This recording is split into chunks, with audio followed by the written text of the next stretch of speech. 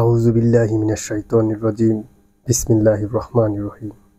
সূরা নামল, আয়াত সংখ্যা ৯৩টি, সূরা সংখ্যা ২৭, পারা ১৯। তাসিন, এগুলো আল কোরআনের আয়াত এবং আয়াত স্পষ্ট কিতাবে মুমিনদের জন্য পথনির্দেশ ও সুসংবাদ। যারা নামাজ কায়েম করে, যাকাত প্রদান করে এবং পরকালে নিশ্চিত বিশ্বাস করে।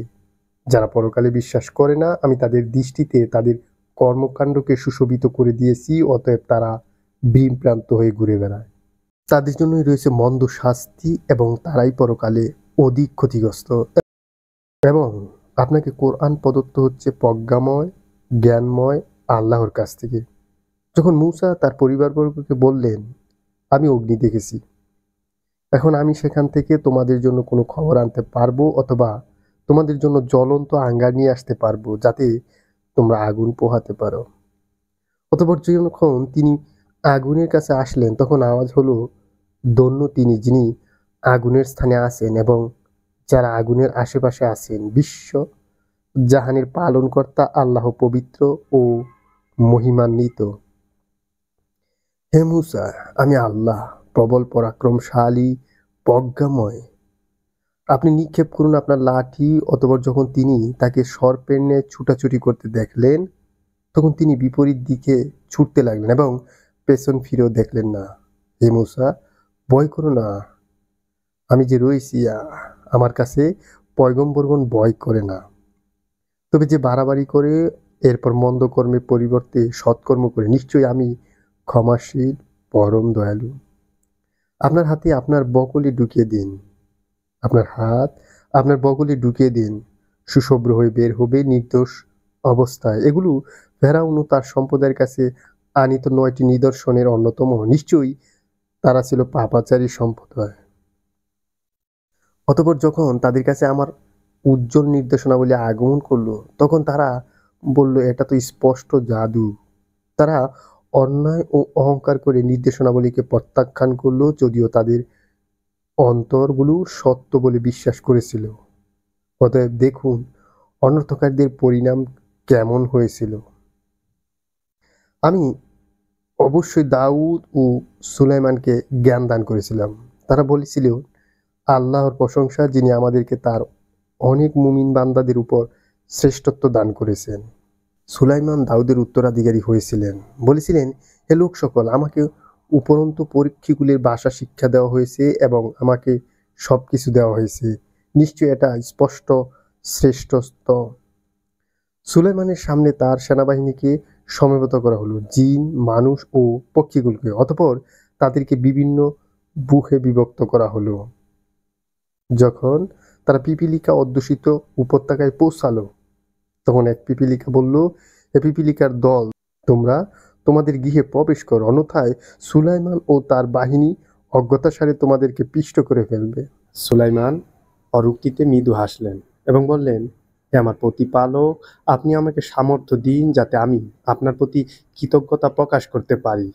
আমার প্রতি ও আমার পিতামাতার প্রতি যে অনুগ্রহ করেছেন তার জন্য, যাতে আমি সৎকর্ম করতে পারি যা আপনি পছন্দ করেন, এবং আমাকে নিজ অনুগ্রহে তোমার সৎকর্মপরায়ণ বান্দাদের অন্তর্ভুক্ত করো। সুলাইমান পক্ষীদের খোঁজ খবর নিলেন, অতঃপর বললেন, কি হলো? হুদহুদকে দেখছি না কেন? নাকি সে অনুপস্থিতি? আমি অবশ্যই তাকে কঠোর শাস্তি দেব কিংবা হত্যা করব, অথবা সে উপস্থিতি করবে উপযুক্ত কারণ। কিছুক্ষণ পরেই হুদ এসে বলল, আপনি যা অবগত নন আমি তা অবগত হয়েছি।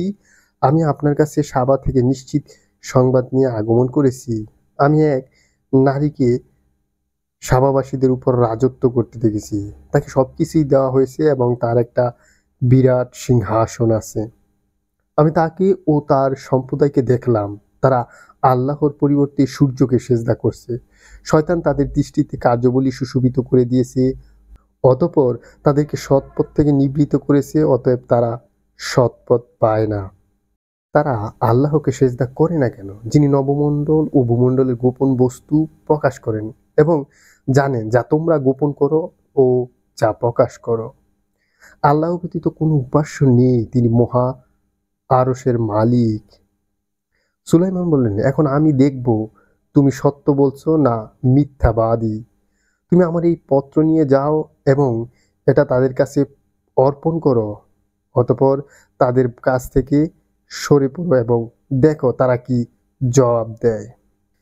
বিলকিস বলল, হে পরিষদবর্গ, আমাকে একটি সম্মানিত পত্র দেওয়া হয়েছে।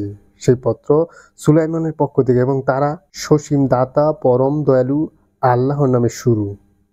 আমার মোকাবেলায় শক্তি প্রদর্শন করো না এবং বশ্যতা স্বীকার করে আমার কাছে উপস্থিত হও। বিলকিস বলল, হে পরিষদবর্গ, আমাকে আমার কাজে পরামর্শ দাও। তোমাদের উপস্থিত ব্যতি রেখে আমি কোনো কাজে সিদ্ধান্ত গ্রহণ করি না। তারা বলল, আমরা শক্তিশালী ও কঠোর যোদ্ধা। এখন সিদ্ধান্ত গ্রহণের ক্ষমতা আপনারই। অতএব আপনি ভেবে দেখুন আমাদেরকে কি আদেশ করবেন। সে বলল, রাজা বাদশারা যখন কোনো জনপদে প্রবেশ করে তখন তাকে বিপর্যস্ত করে দেয় এবং সেখানকার সম্ভ্রান্ত ব্যক্তিবর্গকে অপদস্থ করে। তারাও এরূপই করবে। আমি তার কাছে কিছু উপকৌটন পাঠাচ্ছি, দেখি প্রেরিত লোকেরা কি জবাব আনে। অতঃপর যখন দূত সুলাইমানের কাছে আগমন করলো তখন সুলাইমান বললেন, তোমরা কি ধন সম্পদ দ্বারা আমাকে সাহায্য করতে চাও?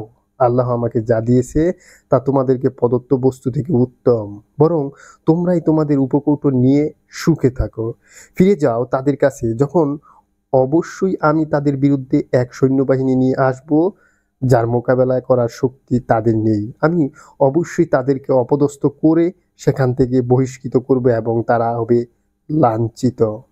সুলাইমান বললেন, হে পরিষদবর্গ, তারা আত্মসমর্পণ করে আমার কাছে আসার পূর্বে কে বিলকিসের সিংহাসন আমাকে এনে দেবে। জনৈক দৈত্য জিন বলল, আমি আপনার স্থান থেকে উঠার পূর্বে আমি তা এনে দেব এবং আমি এ কাজে শক্তিবান বিশ্বস্ত। কিতাবের জ্ঞান যার ছিল সে বলল, আপনার দিকে আপনার চোখের পলক ফেলার পূর্বে আমি তা আপনাকে এনে দেব। অতঃপর সুলাইমান যখন তার সামনে রক্ষিত দেখলেন তখন বললেন, এটা আমার পালনকর্তার অনুগ্রহ, যাতে তিনি আমাকে পরীক্ষা করেন যে আমি কৃতজ্ঞতা প্রকাশ করি না অকৃতজ্ঞতা প্রকাশ করি। যে কৃতজ্ঞতা প্রকাশ করি সে নিজের উপকারের জন্যই কৃতজ্ঞতা প্রকাশ করে এবং যে অকৃতজ্ঞতা প্রকাশ করে সে জানুক যে আমার পালনকর্তা অভাবমুক্ত কৃপাশীল। সুলাইমান বললেন, বিলকিসের সামনে তার সিংহাসনের আকার আকৃতি বদলিয়ে দাও, দেখব সে সঠিক বুঝতে পারে না সে তার অন্তর্ভুক্ত যাদের দিশা নেই। অতঃপর যখন বিলকিস এসে গেল তখন তাকে জিজ্ঞেস করা হলো, তোমার সিংহাসন কি এরূপই? সে বলল, মনে হয় এটা সেটাই। আমরা পূর্বেই সমস্ত অবগত হয়েছি এবং আমার আজ্ঞাবহ হয়ে গেছি। আল্লাহর পরিবর্তে সে যার ইবাদত করত সেই তাকে ঈমান থেকে নিবৃত করেছিল। নিশ্চয়ই সে কাফের সম্প্রদায়ের অন্তর্ভুক্ত ছিল। তাকে বলা হলো, এই প্রাসাদে প্রবেশ করো। যখন সে তার প্রতি দৃষ্টিপাত করলো সে ধারণা করলো যে এটা স্বচ্ছ গভীর জলাশয়। সে তার পায়ের গোছা খুলে ফেললো। সুলাইমান বলল, এটা তো স্বচ্ছ ফটিক নির্মিত প্রাসাদ। বিলকিস বলল, হে আমার পালনকর্তা, আমি তো নিজের প্রতি জুলুম করেছি। আমি সুলাইমানের সাথে বিশ্বজাহানের পালনকর্তা আল্লাহর কাছে আত্মসমর্পণ করলাম। আমি সামুদ সম্প্রদায়ের কাছে তার ভাই সালেহকে এই মর্মে প্রেরণ করেছিলাম যে তোমরা আল্লাহর ইবাদত করো। অতঃপর তারা দ্বিধা বিভক্ত হয়ে বিতর্ক প্রদত্ত হলো। সালেহ বলল, হে আমার সম্প্রদায়, তোমরা কল্যাণের পূর্বে দ্রুত অকল্যাণ কামনা করছো কেন? তোমরা আল্লাহর কাছে ক্ষমা প্রার্থনা করো না কেন? সম্ভবত তোমরা দয়াপ্রাপ্ত হবে। তারা বলল, তোমাকে এবং তোমাদের সাথে যারা আছে তাদেরকে আমরা অকল্যাণের প্রতীক মনে করি।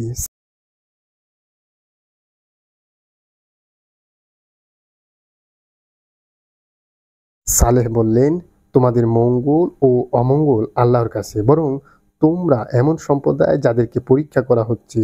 আর সেই শহরে ছিল এমন একজন ব্যক্তি যারা দেশময় অনর্থ সৃষ্টি করে বেড়াতো এবং সংশোধন করতো না। তারা বলল, তোমরা পরস্পরে আল্লাহর নামে শপথ করো যে আমরা রাত্রিকালে তাকে ও তার পরিবারবর্গকে হত্যা করব। অতঃপর তার দাবিদারকে বলে দেবে যে তার পরিবারবর্গের হত্যাকাণ্ড আমরা প্রত্যক্ষ করিনি, আমরা নিশ্চয়ই সত্যবাদী। তারা একজন চক্রান্ত করেছিল এবং আমিও এক চক্রান্ত করেছিলাম, কিন্তু তারা বুঝতে পারেনি। অতএব দেখো তাদের চক্রান্তের পরিণাম। আমি অবশ্যই তাদেরকে এবং তাদের সম্প্রদায়কে নাস্তানাবুদ করে দিয়েছি।